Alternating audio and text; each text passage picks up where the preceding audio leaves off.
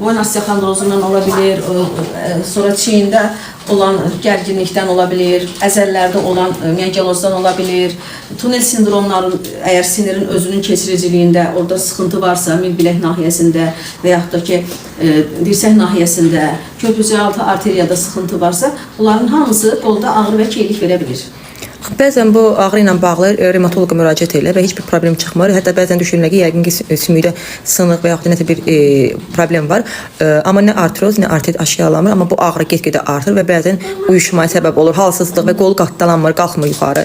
Və adamlar da elə bilir ki, bu insultun bir əlamətidir, lakin bunun səbəbi də tapılmır. Boyun, çiyin kələfi, bazu kələfi, onun özündə də hər hansı bir iltihab olarsa, pleksit deyirlər. Bəli. Və yaxud da ki, orada hər hansı bir travmatik, ən çox travmatik olur. Bəli. Məsələn, təsadüfən yıxılanda çiyin üstündə yıxılır və yaxud da ki, basa-basa o hissə sıxılır qəflətən. Bəli. Ya da avtoqəza nəticəsində həmin nahiyədə travmatik zədə alırsa, həmin dəqiqə olmasa da üstündən bir ay yarım keçəndən sonra həmin ağrılar baş verə bilir. Yəni, səbəblər müxtəlifdir, amma əsas odur ki, sinirin sıxılması var ki, bu da ağrı və keylik verir. Amma ağrı bir ay müddətindəcən əgər azalmırsa, keçmirsə, onda mütləq həkimə getmək lazımdır ki, səbəbi aydınlaşdırılsın ki, burada oynaq problemidir, əzələ-vətər dartılmasıdır və yaxud da ki, sinirin sıxılmasıdır. Mənim boynumda ağrı var, çiynimə, qoluma vurur. Nədən ola bilər? Yenə də deyirəm, bu ağrılar müxtəlif səbəblərdəndir. Ən çox boyun nahiyəsində olan problemlər, osteoxondrozdur, protuziyadır, əzələrin spazmıdır, orada skalyozun, boyunun özündə skalyozun olmasıdır, əzələlərdə olan rigidlik, boyun, kürək, qol ağrılarını verə bilir. Çünki indi elədir ki, insanların çoxsu bütün günü kompüter qabağındadır, telefonla otururlar, ona görə də boyun əzəlləri qidasız qalır.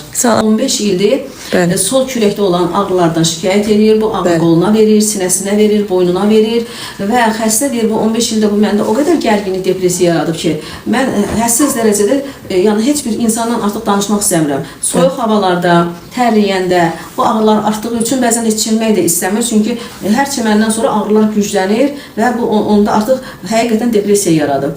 Və biz xəstəmizi müayinə edən zamanı həqiqətən əzəllərdə həm gərginlik, həm asidozun çox olduğunu və böyük həcmdə bir neçə miyogeloz deməli ocaqlar aşkarlandı. O ocaqlar o qədər daşlaşmış formadadır ki, əzəllərin özündə fibrozlaşma yaranır və onlar çox bərk sahələrdir. Hətta əllə basanda belə ağrı verir və o ağrı digər nahiyələrə, insanda onun trigger nöqtələrinin yerləşməyindən asılı olaraq boyuna verə bilir, sinəyə verə bilir. Çox insanlar ürək ağrısına görə narahat olurlar, dəfələrlə elektrokardioqram edirlər, amma bu ağrılar ürəklə bağlı olmur. Sırf həmin o miyogeloz sahələrdə sinirin sıxılmağı və kürək kardial deməli bağın quruması nəticəsində ürəkdə özünü göstərir. Və bunları da həmişə belə insanlar yenə də özlərini skvaznyakdan, kondisioner altında oturmaqdan, küləkdən, tərləmə zamanı özlərini qorumalıdırlar. Çünki hər tərləyəndən sonra əzələdə yumuşalma, bərkimə həmin o bərk ocaqların daha da daşlaşmasına səbəb olur.